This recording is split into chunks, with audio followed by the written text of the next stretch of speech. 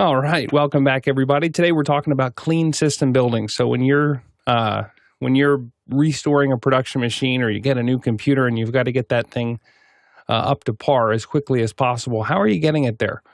What strategies are you using? I know one of the things that I really like to do is I keep a list. It's almost like I'm sure a lot of us are like this, where we're always trying new things, right? We're trying, hey, here's a new utility, and here's a new way to do this, or a new audio plugin. And after a while, it's not that the computer is not working anymore, or it's unusable.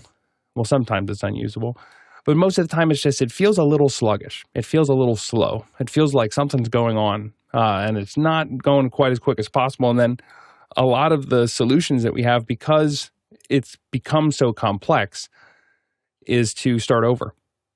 And so I'm a Mac person. So when I go there, one of the first things that I'm doing, and anybody's welcome to chime in on this. This is just my 2 cents on it. Is I'm taking my applications folder, and the very first thing that I'm doing is I'm getting a screenshot of every single thing that's in there. And then before I start on that computer again, I am identifying, okay, what do I actually want to install? A lot of folks think, oh, I'm going to do a time machine backup, or I'm going to image my computer, and then everything's going to come back and it's going to be, boom, one step, here we go. I don't like that, because if you have a lot of cruft and a lot of gunk that's going on in your computer, it's going to come back. And then everything's a mess. So I like to take things and bring them in one by one, and then a lot of times using something like a homebrew or another package manager to do that. But Alex, go ahead. Yeah, I'm a big fan of that as well. I don't like to move anything over. When I have a new machine, I tend to install everything, just stack everything back up again. I don't even like to do that with a new phone. Yeah. I mean, I do it was a good example. I probably have bought since the first iPhone came out, I've probably bought 400 or 500 applications. I don't keep them all on my phone. I add them in fact, many times I go to buy, I think I'm going to get that app. And I go, and there's a little cloud with a little down arrow. Like, I already bought that at some point. Somewhere in the past, I bought that app. But I don't usually carry things. There are things that I obviously am going to use, but I don't automatically put on a lot of apps that I don't think I'm going to use. And so that is definitely kind of my process. Also, I look at the opportunity to rebuild things. One of the things that was really both hard but interesting with Pixel Core was that, we had typically around 8 or 9 systems that were floating around the world. The largest system being a 24-foot trailer, and the smallest one, couple were backpacks and 1510s, and so they were arranged all the way in between those sizes. And typically, we broke most of them down. Even the trailer got broken part way down every time it came back. Like, we put things back into it, and then we build it for the mission. Every mission, we'd rebuild these kits, and build them out. And the disadvantage is that you can't just grab something and go. The advantage is that it's usually a lot smaller than the other kits, and it usually runs better because everything was kind of rethought. And what it allowed us to do is that everything was generally based on our current thinking. It wasn't we did that, that's how we used to do it or whatever.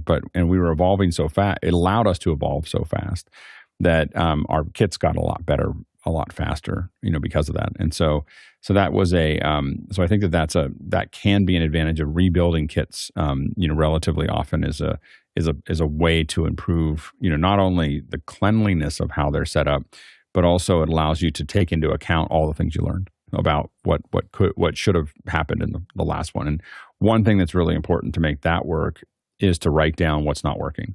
So we have these RFIs, room for improvement, that we write down, that I'm writing down all the time during shows. Didn't like this, we were missing this didn't work, this didn't whatever. And so that you know how you want it, because you'll forget 90% of that by the end of the show. By the end of the show, you'll forget that even happened. So it's better to write it down in real time. Don't try to figure out the answer. Just write down the thing that's missing.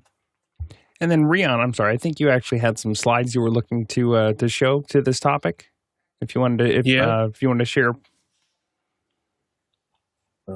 Sharing screen now.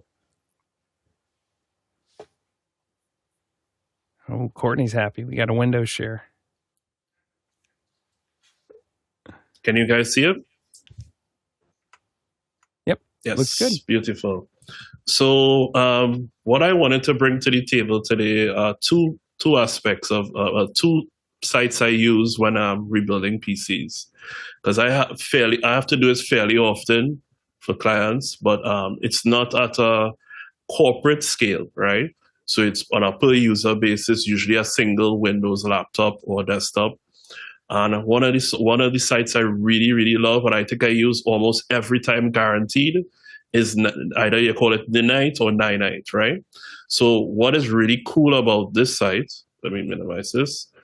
What is really cool about this site is that all you have to do, what happened? It disappeared. Sorry, guys.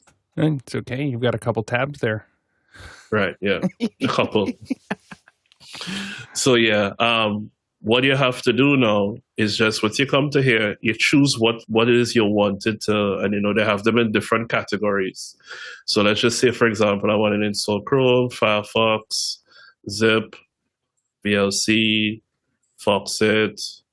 Let's give something else. Let me give Don't something. forget Zoom. Don't forget Zoom. We got Abby. We don't she's fit that Zoom. I don't think I want to try Zoom right now while I'm using it. So let me see something. Firefox, Edge, everything, something that I don't have. WinZip, right? So now you scroll after you choose all these options. You click Get Your Ninite. You click on that. It's going to download. Right. So it's downloaded now. See, it's a really small file. You run the file now, and then this is what happens. So it just instantly starts downloading. And if it's already installed on the system, what it will do is just do an update for it. And it's, see, like everything. It's just been updated. Or it's already been, or in this case, sorry, it was already up to date. So it just ignored it. So now you just had to sit back, relax, probably get a drink, while this site is doing the work for you. And it has a fairly long list of software that most people would need when you're doing over your system, right? So let's just say you wanted to cancel, you can click cancel, and it will just cancel at the last one that it's up to. While it's doing the install here, you have, waiting to install, etc. Right? So this is one. Let me close this off. So remember, ninite.com. Go to the next workspace. Right. So this one is Chris Titus's Ultimate Windows Utility. I also really like this one and use it a lot. One of the things I love about this is it's very simple. You come here as well, you click copy, and you go to you right click on start, and you go to PowerShell, or however you usually do that, right? You click on PowerShell, you make sure it's admin, and you just paste it in, and it will quickly download an application called Chocolatey that it does all the backend stuff on. Right, so his nice little graphic there, and then boom, this window opens up. Again, it's going to feel like at first it's, oh my god, so much to do.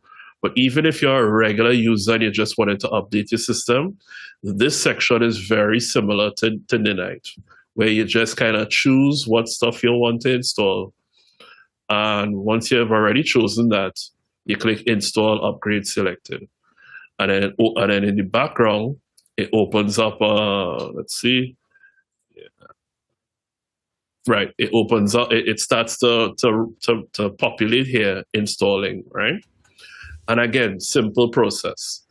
What I also really love about this site is that it also gives you tweaks. You have standard, minimal, or you could clear off your options, right? I usually do the standard, or if it's a laptop, sometimes I would do the minimal, because I know some laptops, they're not as powerful as their desktop counterparts, right? So you click standard, for example, and boom, it populates these options for you, the essential ones. Disabling telemetry, stuff that Windows 10 and 11 really bogs down your system with, Once you click that, you run tweaks, and it's done. Again, very quick, very smooth. Never had a problem with either of these two sites. Let me close off here. Never had a problem with either side. So yeah, and really, really what these package managers are doing is they're preventing you from needing to go to every single website individually, figure out where the download link is, sometimes they make you give away your email address and sign up for stuff. There's a similar alternative for Mac that I mentioned a little bit ago called Homebrew. And that's if you go to brew.sh, if I can see if I can make this work here. If you go to brew.sh, then you can just in the terminal install Homebrew, and then you can do a command that's, for example, I just did brew install Firefox and hit enter. Oops. And then it's going to go up, it's going to find a Firefox, then it's going to go and download it. Now, what I like about doing it here within Homebrew is that you can go ahead and it'll figure out on your system, here are things that aren't up to date.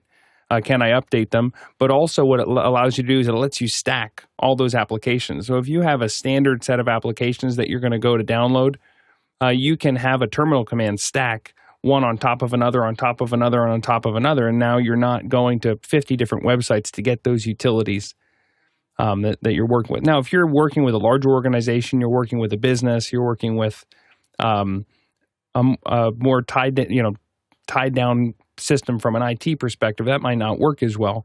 But if you just for an individual, I can't recommend Homebrew enough. Courtney, go ahead. Well, I like to do something similar, only I kind of roll my own. A lot of times, I like to use these small computers that you can get in the Windows world, like this one from Melee or this one from GTK Tech, which is an N97. This one's running right now and actually has Resolve running on it. But the problem is if you buy a Windows PC from a major manufacturer like HP or Lenovo, they come loaded with cruft. You boot them up. It takes a long time to boot up. It has to do Windows updates. It takes about an hour and a half to update itself to the latest version of the latest issue of Windows 11. But these little PCs let you set up a local account, which is in Windows. Windows 11 now forces you to log into Microsoft. You have to have an internet connection to boot them up and even install Windows or even start Windows for the first time on a new computer from HP or Lenovo that has Windows 11 on it. But these little PCs have a version of Windows 11 Pro on them that will let you go directly into a local account. You do not even have to have the internet on or available when you open up and install these machines for the first time. So that's why I like to use these little ones, because they give me Windows 11 Pro with an activated license. And it allows you to use a local account, which means it's not tied to my personal Microsoft account, which in my business, because I have to set up a lot of PCs that extras use in the set or actors use, and you don't want them logging into your personal account on all those PCs. So you have to set them up as local accounts. And so what I do is I have a lot of the programs that I wrote or I use, instead of using the aggregator like Ariane was showing there, which goes out to the individual websites and downloads the latest versions.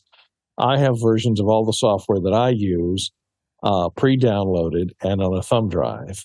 And so I have a thumb drive with a folder on it called New Computer Setup Files. And I just plug that into any new computer I'm going to set up, and I do the install on all the programs I'm going to need on that computer from my own setup files that I know will work on that particular brand of computer. And that way, it doesn't go out and download any additional stuff that you're going to have to get rid of later. And I know it's all virus-free. So I just carry that USB thumb drive with me, and I don't even have to be hooked up to an internet anywhere because all the installed files are on my thumb drive. And so when I'm finished, I've got a good clean system that's ready to go, and it doesn't have any of that ad sales stuff that they install on almost all commercial Windows computers these days. Jason?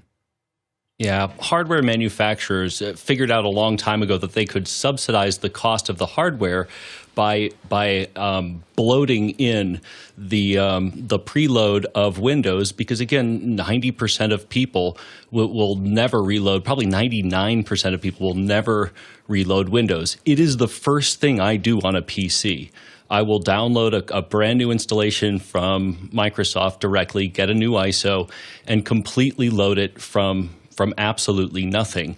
And you don't actually need a Microsoft account. If you completely unplug from the internet, you can actually do a good debloating of Windows without having to deal with any of the cruft that comes in after the fact. And along those lines, Windows debloater is a script for Sinex, I think, on GitHub that I've used before, but I'm pretty selective about it because it's simply just a series of scripts that you can look at. I don't run this just kind of carte blanche, but it does work pretty well. A thought about Ninite.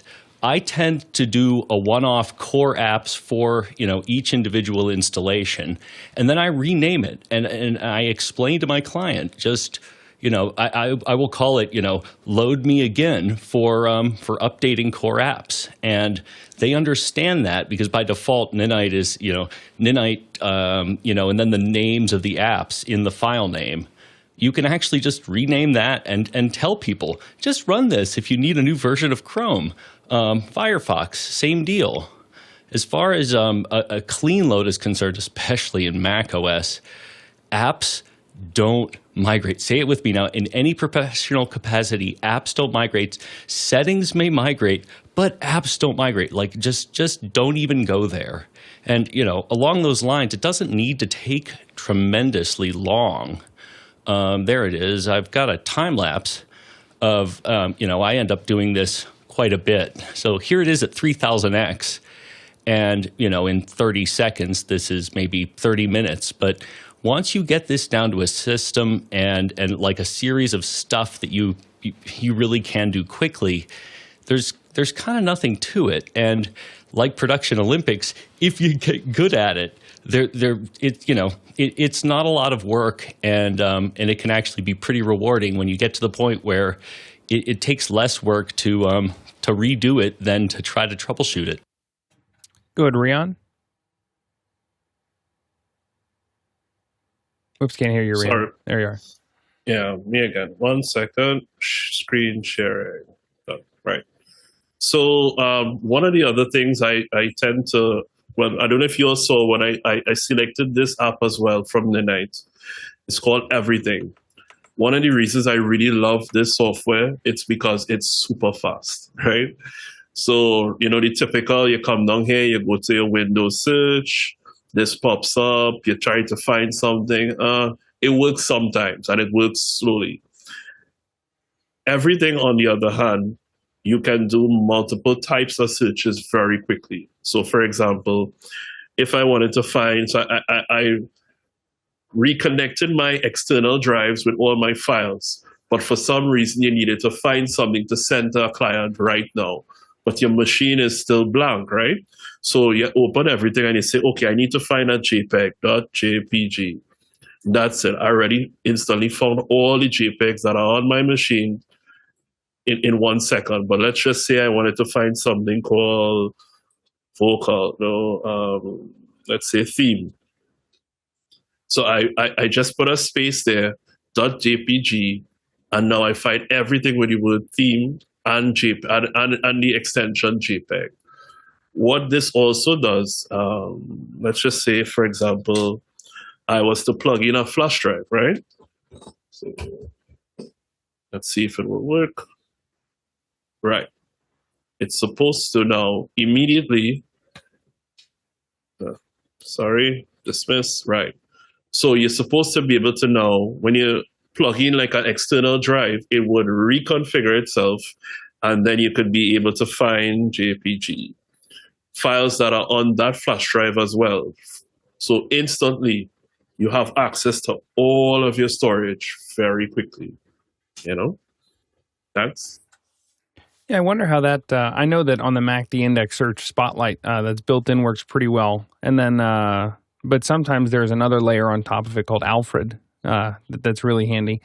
And of course, all of the things that we've been talking about are kind of on a smaller scale. As you move up into managed computers, whether you have some sort of MDM profile on there or you have a standard image, those are situations where you maybe do want to build up, hey, these are your default settings. This is the default thing. When you have a production machine and you have ports configured in a certain way and applications figured in a certain way, you might image those every single time they come back from production. Now, the trade-off there is you're going to have to maintain that image. In order to re-image that machine continually, you need to make sure that when you're re-imaging it, if there are updates or if there's a change in your configuration, that you've changed that on the back end. So you're introducing a lot more work. But if you need to have a true machine, a true appliance, it's just going to work every single time reliably no matter what, because the ultimate cost is failure. You better make sure that's rock solid. But moving on, why don't we get into a couple questions, Alexander? First question is from Tommy Johnson, St. Paul, Minnesota. I got a Dell laptop, i7 12th Gen and 3060 for vMix production yesterday. What steps do I need to take to get to production on it with NDI? I've removed the second-party antivirus, and I've started loading the basic programs for starters. Go ahead, Alexander. I'm not going to speak to vMix. I'm just going to speak to one general thing with all Windows installations, and this goes for Mac too, but especially Windows and anything that runs on a battery that's a laptop. You're going to want to make sure you go into your power management profile, set it to high performance, and then from there's an advanced menu, and you're really going to want to make sure that the computer doesn't put anything to sleep, because it has a habit of putting the USB buses to sleep, even SSDs, they'll go to sleep. You're going to want to go in there and just go, set every single power management setting to never, because otherwise it's really going to impact things as well. And that's the general optimization I always start with. Courtney? Well, the one thing you want to do is the first thing you do is once it finishes install is go to the setup and go to Windows Update.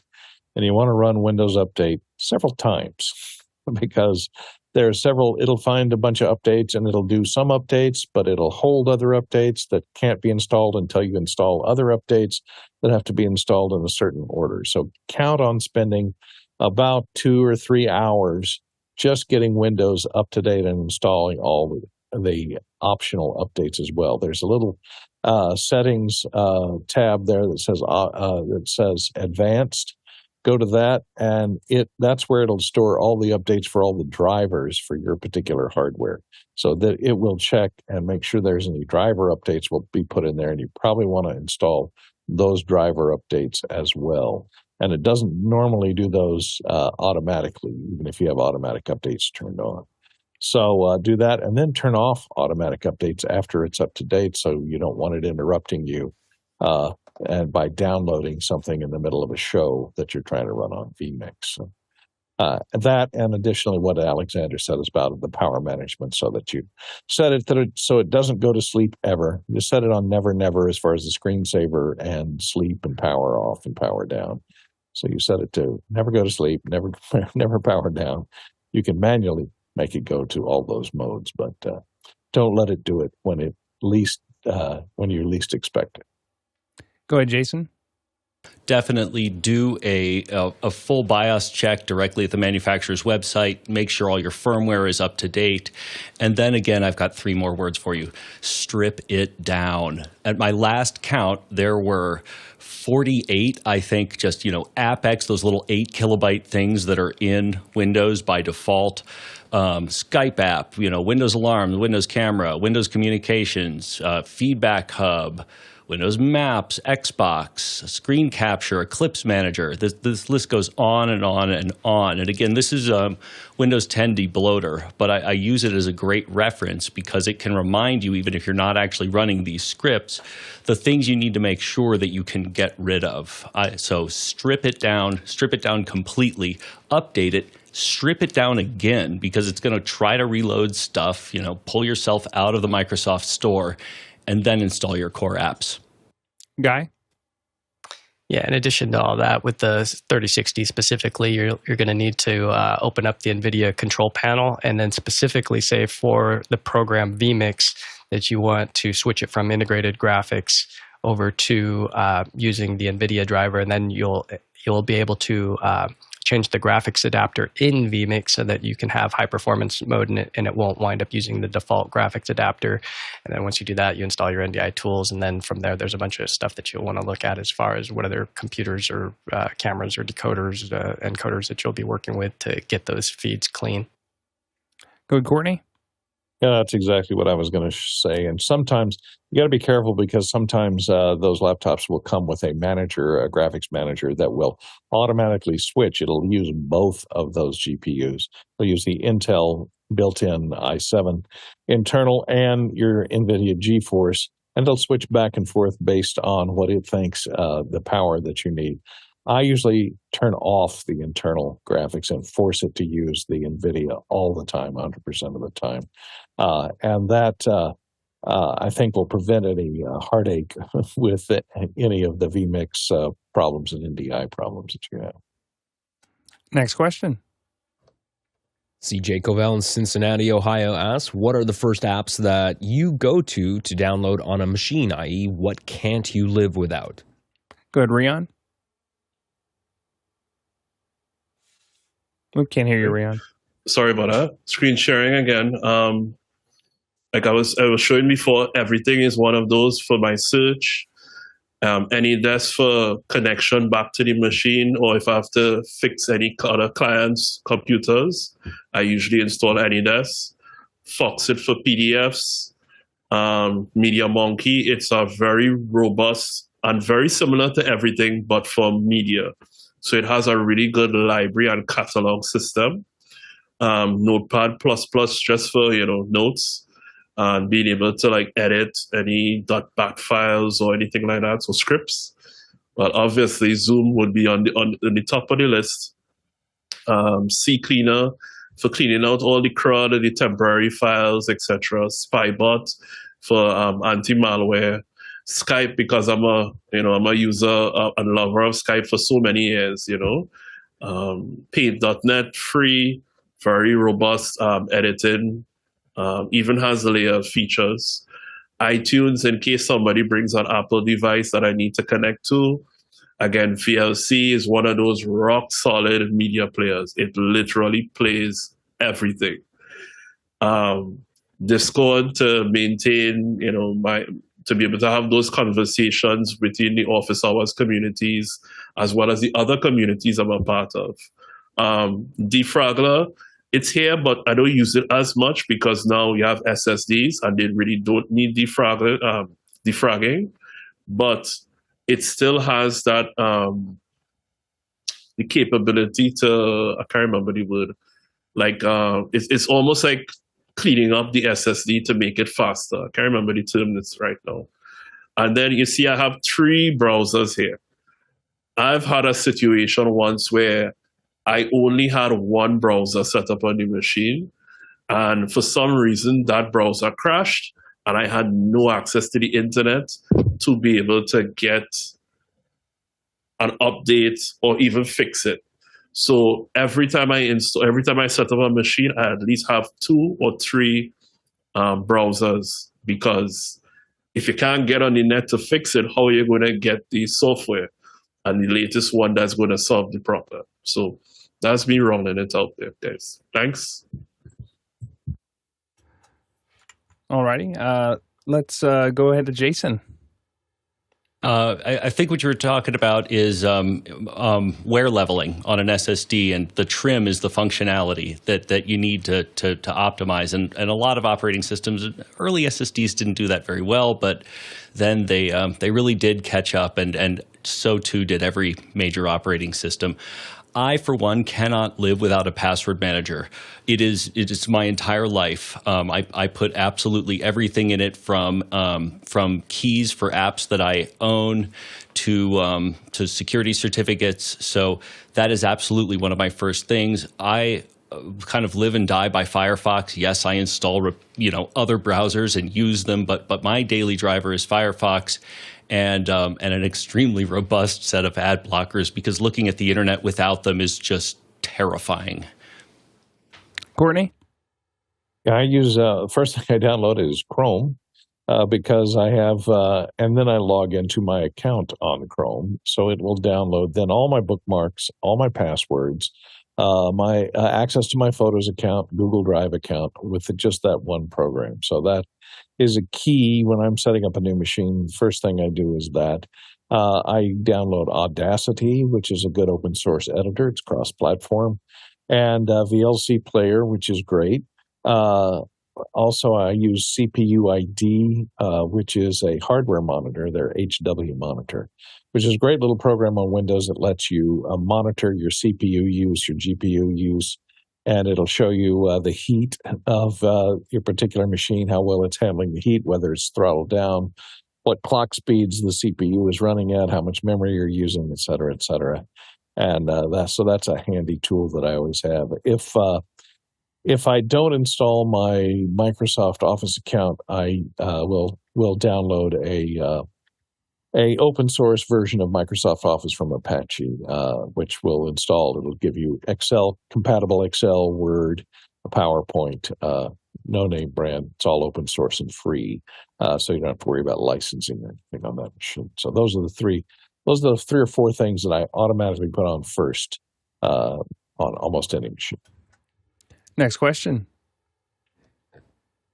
Next question is for me. What are the benefits of using Ninite Pro? Go ahead, Jason.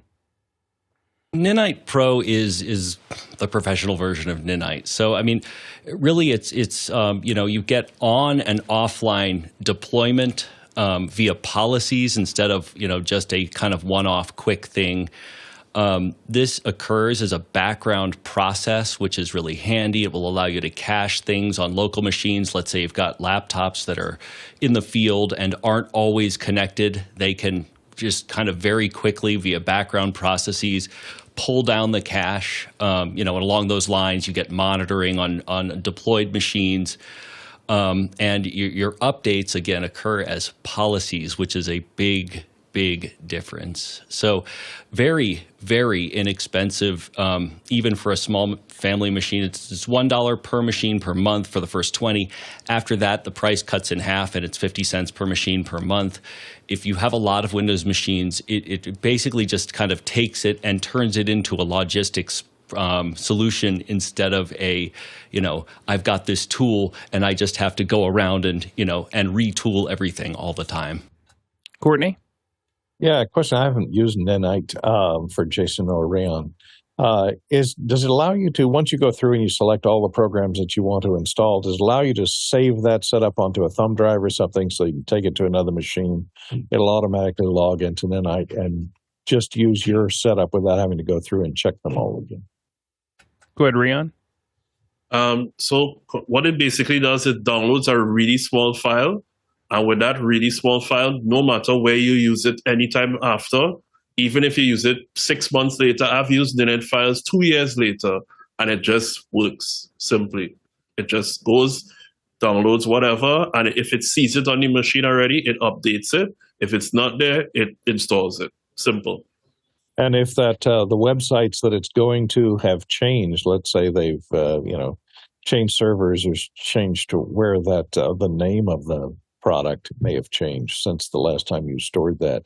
How does it handle that? Like if there's, it goes from Windows 11 to Windows 11 Pro, or when, it goes from one version of the software to the next version of the software.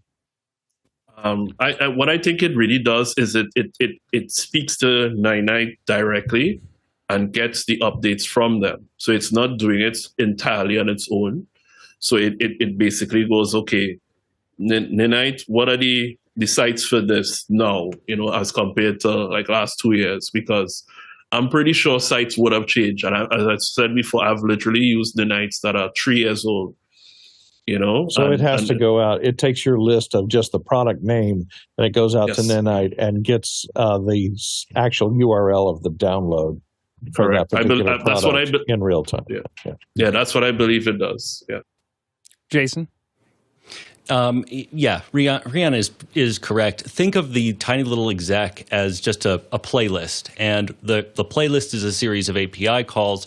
The API calls then touch Ninite's servers, which in turn do the checksumming and make sure that the URL is current and the CDNs, if they've changed over time or the name of the app has changed. It's just a playlist, and the playlist will resolve or it will report an error. So either way, you're covered. Next question. JJ McKenna in Scabo, California asks, when introducing a production computer to a corporate environment, what resources do you point at to ensure that the IT team doesn't install bloatware that prevents that computer from functioning optimally? Well, this is one of those things where the main resource I point to is communication. I think Leo said it earlier this week that you need to treat this not like a computer, like it's an appliance, and as such, you wouldn't ask the IT department when you go and buy a new toaster or a new coffee maker for the break room. You're going to bring in a computer and almost treat it like a bring your own device kind of a thing. It's got to get almost. You don't want to work around them, because working around IT is going to create an adversarial relationship. You want to let them know what you're doing, but make them understand that this is not a general use computer. This is not a computer that is going to be surfing the internet or even receiving email. This is truly just an appliance. Go ahead, Jason. Yeah, I would say the first thing to do is to ask, what policies do you have in place that will require me to do or not do something in order to function on your network? And that's the beginning of the dialogue, not the end. Yeah, it's that simple.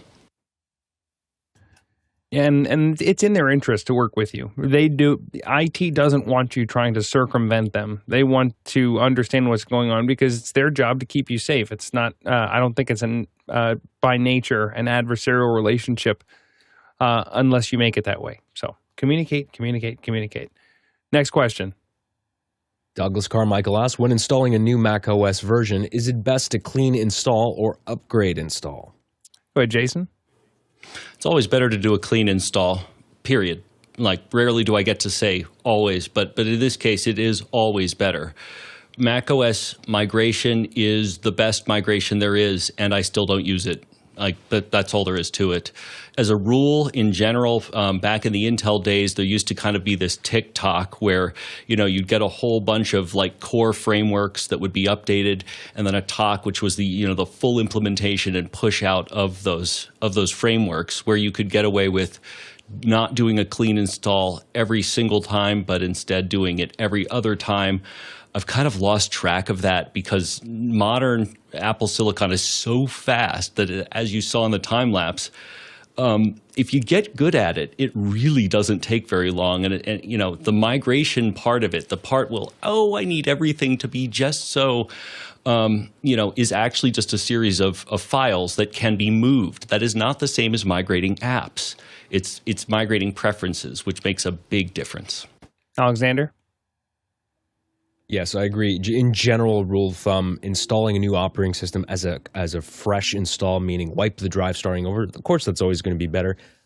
For me, I've always found on Mac OS that upgrading from one major OS to another is fine, assuming all your pro apps and plugins and everything is fully supported and being updated, and you've qualified all that stuff. Of course, you have to test this stuff as well. The one thing I will never, ever use is that Mac OS migration tool. I had a client once who had a computer he took to the Apple store. They used the migration tool, and there was so much junk from multiple computers. It had directories, like multiple folders of old user accounts with applications and multiple duplicates and duplicates and duplicates. It was a nightmare to clean that up. So that's a key difference, is that there's an in-place upgrade where you're taking your Mac and then you're saying, okay, I'm going to upgrade from Sonoma to Sequoia or what have you. A migration assistant is when you have two different computers, either an older Mac or a PC, and you're trying to migrate things over. You've got to remember that if you're listening to this show, the odds are you use a computer very differently from most people. And 90% of the people, 90% of the time who are just using it for basic stuff are going to be fine with a migration assistant, or they're going to be fine with an in-place upgrade. When you're a power user, when you're using this as an engine to make money, right? People can use a computer as a big TV, or they can use it as a tractor, right? Is it an entertainment device, or is this something that's generating something for me? If your PC is a tractor, or if your Mac's a tractor, you're going to want to do it clean every single time, because when you have to do it one by one, it accomplishes two things. Number one, it makes sure that there aren't any weird conflicts in permissions or conflicts in what an app can and can't do. But also, it gives you an opportunity to install as few things as possible. Because over time, we're tinkerers, right? We're installing things and trying different ways to do stuff, and eventually you've installed a lot of things onto your computer that you're not using anymore, and that they're just baggage, and you've created your own little brand of bloatware. So what this allows you to do is it gives you the opportunity to build a more streamlined, svelte kind of system. Next question. Next question's for me. For building a Windows 11 Pro image, are there any good must-have utilities that can remove some of the annoyances? Example, clean up the start menu and remove tiles and search ads, remove Cortana, or any other optimizations. Go ahead, Courtney. Cortana has been sidelined, thankfully, and it's not in any of the new versions of Windows. That's why I like these Windows PCs, because they have a restore partition on all of them, which restores them to their initial setup, which is a very stripped down version of Windows 11 that allows you to do a local account. Also, there's a thing called Tiny 11. I haven't used it, but it's been recommended by a number of different people. It's a really lightweight installation of Windows 11. I don't know if it's Windows 11 Pro or not. It may be, depending upon what license is licensed to your particular hardware. These days, most PCs, including these little PCs, have a digital license where they put the license key in the ROM of the operating system. It's in the BIOS. So it'll check that, and it will check activation with that particular digital license key. So you have to make sure that you install a version of Windows that is licensed, that the license is for on that particular piece of hardware. But this Tiny 11 is designed to, if you want to put Windows 11 on older PCs that may not meet the requirements for Windows 11 install, it eliminates, it's a stripped down version of Windows that has a lot of that cruft that you mentioned removed. So a lot of the requirements that Windows will test your PC to see if it can install 11 can be bypassed because it will install on older hardware, and it'll run a lot faster because a lot of that stuff, that Windows checking and background checking and calling home and all that stuff is disabled. Jason? My advice is that you shouldn't be using utilities for this. And I was talking earlier about Windows 10 debloater. I wanted to clarify a little bit about that. It's not just for Windows 10, it's for Windows 11, and these are PowerShell scripts. PowerShell scripts are designed to be human readable, and I don't advise that you use these without reading them, because they're extremely straightforward. It identifies what you're doing, and if you don't like it or don't know what it means, comment it out, and you're good to go. That's what's so great about PowerShell, and that the script that I was showing earlier, is disable background services, disable Windows Defender, fix privacy settings, optimize user interfaces. But if you go into this, block telemetry, it's very well notated. It is just explained to a T, and it shows all of the changes that that it's proposing to make. If it doesn't make sense to you, comment it out and run it. And if it does, do it one at a time. But that's not the same as a utility that can be changed or bought or acquired and turned into the next flashlight app for Windows. These are just, they're different approaches, and to me it's a lot safer and a lot more professional. Rian? Yeah, just wanted to go back to the same utility I was talking about in the beginning, Chris Titus's debloater. Like what Jason said, it's a little less transparent, but it still gives you all of the, it simplifies it, because you just really have to check a few boxes and say install. and you will see the PowerShell scripts run, but obviously it will be done very quickly in front of you. So it's how critical the software, the bloating is to you, is what's going to matter the most, I think. If you're doing this for a corporate environment where there are trade secrets going to be shared around, you probably shouldn't be doing this at all, right? But if it's just, a regular user, you really just want to get it up and running for maybe a quick show, like you wanted it to be a PC that hooks into your ATEM really quickly. Yeah, you could use either of these two options, and it gets it done pretty fast and reliably as well. Next question. Josh Kaufman in Pittsburgh, Pennsylvania asks, how do you track and manage the licensing for OS and apps on an install/reinstall? Go ahead, Jason. I use a password manager for the licensing part of it. It's not the fastest way to do it, but on my personal machines, it just kind of makes sense. And I'll show something that I didn't realize was like a trade secret. So here we are in macOS, and if you open the Finder and you go to the applications folder, these are all the applications that are installed on this Mac Studio, and I just hit copy and then open up text editor. If I go to paste, it will try to paste every single app in there. But if I go to paste and match style, what I end up with is a perfect list of all the installed applications in a text file with just one move. There are a lot of ways to do this, but that one is just so straightforward that, from there, it's really easy to just omit the things that you want to clean up by failing to reinstall, and then you just license them once they're in. Courtney? Yeah, on my thumb drive where I have my folder or new computer setup files, I always put the license key, and sometimes I'll encrypt that folder and just keep snooping people out. I'll put my username and license key for each individual piece of software that requires a license key to be entered to activate it. So that I always have it with me on my USB key, which I always keep on my key ring. So I always have it with me so I can install software that I've purchased and licensed, and without having to try and remember what the keys are. Rian? I just wanted to say that was a super hack there, Jason.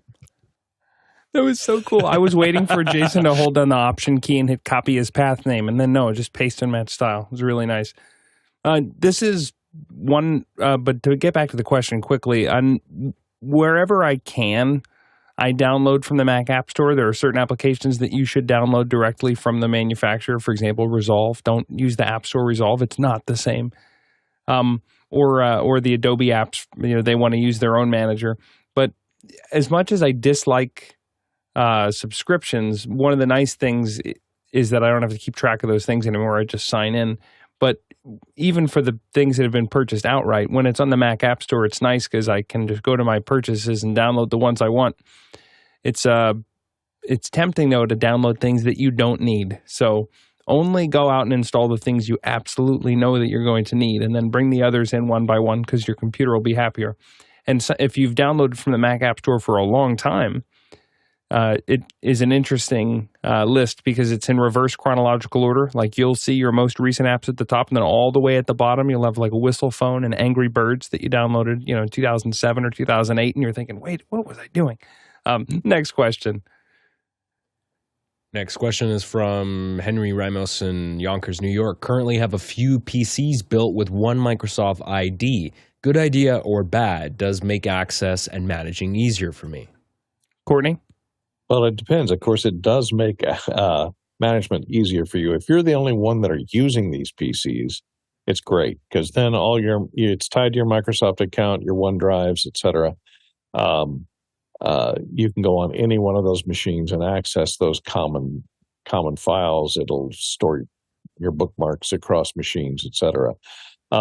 If other people are going to be using those machines, then you're going to have to set up different identities to log in with so that maybe only and password protect your identity on each one of those machines. So you can set up different users who can use those machines, and they can log in and set up their set of files. But just note that any any applications that you install while you're logged in as administrator or you're logged in under your account with your Microsoft account will only be accessible to you if they log in as a different user on that same machine. So bear that in mind.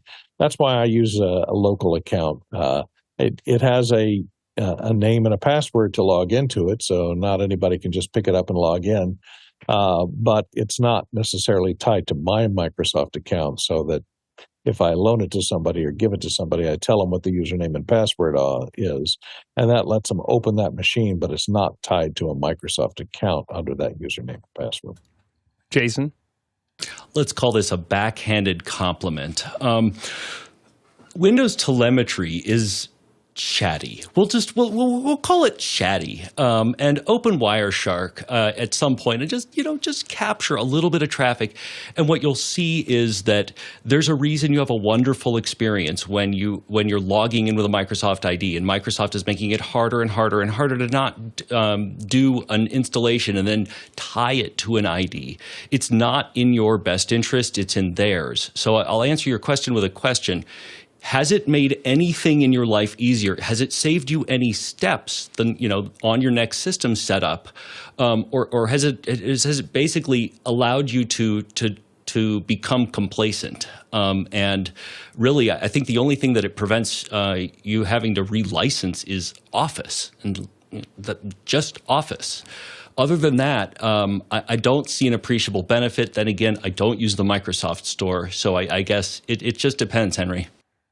Next question. Douglas Carmichael says, for plugins and apps with copy protection like iLok, what do you need to watch out for? Go ahead, Alexander. So iLok, for those that don't know, it is copy protection, and it is stored. The licensing is stored on a piece of hardware. So it's a little USB dongle that you insert in the computer, and you have to leave that thing in there. Otherwise, any software that uses those licenses will not open properly. It will not communicate.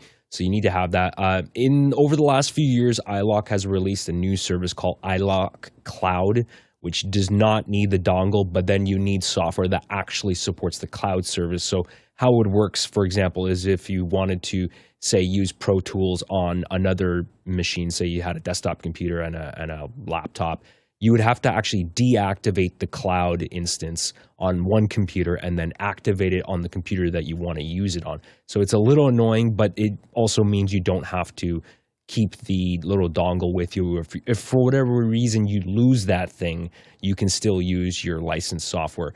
What things do you need to watch out for? I suppose you could, if you wanted to build a system image and put the iLok app on there, you could. I mean, I don't think you'll really run into any issues because, again, the licensing is tied to a user ID, which is tied to a piece of hardware. Courtney? Yeah, I like the dongle approach to licensing for those that want to license it to just one user because it allows you to transport it to different machines. There are licensing apps that once they install, they do a fingerprint of the machine that you're installing them on. And it then checks that fingerprint every time it runs to make sure that you haven't copied that disk drive or removed that disk and put it in a different machine with different hardware. Because if you do that, a lot of times it won't run. So if you're thinking of backing up your system and moving it to a new machine, be forewarned that if you have licensed software that stores a digital key somewhere on the hard drive, it may not run. Your licensed software may have to be reauthorized on that new machine. You're going to have to call in and reauthorize your software for that new machine, and they'll have to verify that you're paid up and are a licensed user. So bear that in mind. The dongle solves that problem because you take it with you and you plug it in and it just checks the dongle for your license each time. Rian? Really quickly, we have to remember it's a dongle going into a USB, which means it's a physical device, which means your computer could get bumped and break the iLok. Your computer could get, if it's a laptop, it might fall off the desk for some reason and it breaks. Then you have no then your license is now gone. So I know the person who wrote the question probably was thinking more software-wise, but you also have to remember it's a piece of hardware. So with that in mind, you have to do things to protect that piece of hardware because that could be a mission-critical software that you're using the iLok on, and if it breaks, no mission critical software to use. Next question.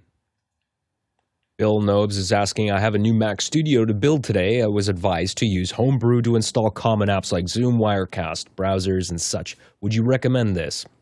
Alexander? So real quick, for those that don't know, Homebrew is a package-based command line utility. I would not, unless you're proficient with command line stuff, you really don't, like the apps that you list here, there's not that many of them. It's really not going to take you that long to go to the website and download it. So I would say just avoid that. Jason? Yeah, +1. If you're not familiar with Homebrew, don't start on a brand new machine that you're really excited about, because there are ways that it can go wrong, and you kind of have to know what you're doing. If you are comfortable with the terminal, however, it can be a lot of fun and save you a lot of time. So don't be scared of it, but just but I will agree with my colleagues here. It is not something that I would want to do if I was brand new to terminal and setting up my Mac for the first time. If you're new, the Mac App Store is great. But using a package manager, when it's like you need a package manager when you need a package manager. So at some point it'll come up. Next question. Eduardo Augustine in Panama City asks, MS Office alternatives. I've been using Google Docs, but would be good to try offline alternatives. Courtney? Yeah, for good offline alternative, Apache OpenOffice or LibreOffice are both open source free Office type apps that have Excel, Word, PowerPoint, and a couple of other Office tools in there that are completely cross-compatible with all the file formats of Microsoft Office. Rian? So LibreOffice being open source, yeah, I recently heard it has a lot of ways that it's been hacked, but they do keep updating it. So if you're using something that is not Microsoft Office, which has typically been more robust, you should try to always have it updated. Make sure that so that you wouldn't be hacked, or you open the wrong file and boom, Next question. Timothy Turner in Eagle, Wisconsin asks, any issue with security of Ninite with URL hijacking, downloading malicious version? Go ahead, Jason. You're never going to get me to say that anything that is automated is secure. It's just a matter of how secure. So the answer is at runtime, the downloads occur, and signatures need to be matching the SHA-1 hashes, and then it installs. VLC, I adore VLC. It is repeatedly been hacked in a way that, from VLC, they're like seeding some sort of weird hacked version. There's nothing wrong with that other than, it is a way that something like Ninite can be fooled, and fooled correctly because the SHA, hash is going to match. So be careful, and at the same time, no expert will ever say, oh, it'll be just fine. And it's worth saying that any package manager, Homebrew too, could be a victim to somebody spoofing it with the wrong thing. The nice thing is there's enough of a community that those things usually get caught, but but sometimes there are flaws that exist for years before people find them. So it's always good to, one of the things I like about Homebrew is that I can actually see where the applications are downloading, and that gives me a little bit of a security blanket. Next question. Robert Shoji in Los Angeles asks, when rebuilding a Mac from scratch, how do you install an older operating system? Alexander? So if you Google and go to Apple's support document, they have a lengthy list of what they call full installers. It's a DMG file. They usually maintain a list of a lot of the older operating systems you can download. They also have a separate article that explains how you can use those to create a bootable USB drive. So I would try that. And the other thing, Robert, is that you're not going to be able to downgrade your Mac in place. You're going to have to create a new, most of the time what I do is I create a new partition or a new volume on the same hard drive and then install the older version of macOS onto that blank hard drive. That way, it doesn't know that there's a newer one on there. And the nice thing about having two volumes on the same physical drive is that then you can move your things just by dragging and dropping without having anything external plugged in, assuming you have the space. one more important note there is the Mac will not run any operating system natively that is older than the Mac itself. So whatever the operating system that's shipped with that computer, that is the earliest you're going to be able to go. So for example, if you have an application that still runs in PowerPC, you're going to need to go back to something that came out with, Snow Leopard 10.6.8, which means you're buying an iMac from 2009. Ask me how I know. Next question. Douglas Carmichael asks, could file/app managers on macOS like ForkLift help keep your system clean versus manually removing apps? Jason? Yes, they could theoretically, and no, you really shouldn't do that as a rule. ForkLift looks cool, just got a quick look at it. I tend to stay away from things that try to replace Finder. A lot goes into the Finder, and augment and cheat it at your peril.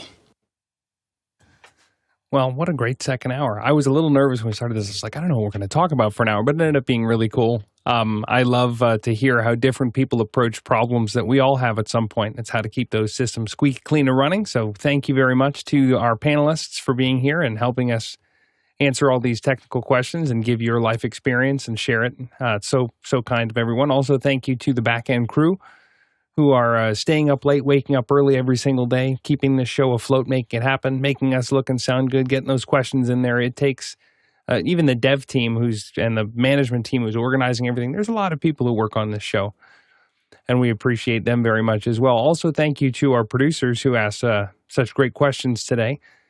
Without those questions, it's a really short show, and the show runs on your questions, also runs on your generosity. So if you're getting value out of the show, consider us at officehours.global/donate. Flawless Traversal today, we've got 51,000 miles. That's 82,000 kilometers, 401 million bananas for scale. We'll see you in After Hours. Congratulations, Rian. Well done. Yeah, thanks, I was going to Rian. say the same. Nice job. Welcome. First rodeo. Yeah, man. Thank you, guys. Thank you so much. Woo!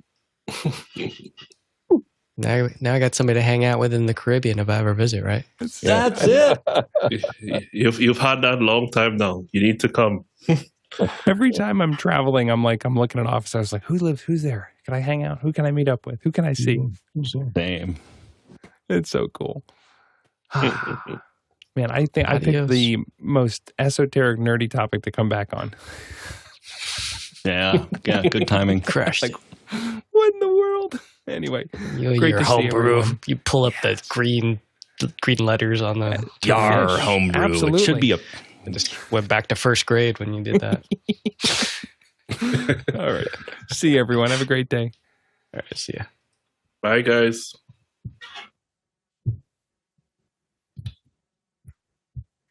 Leave.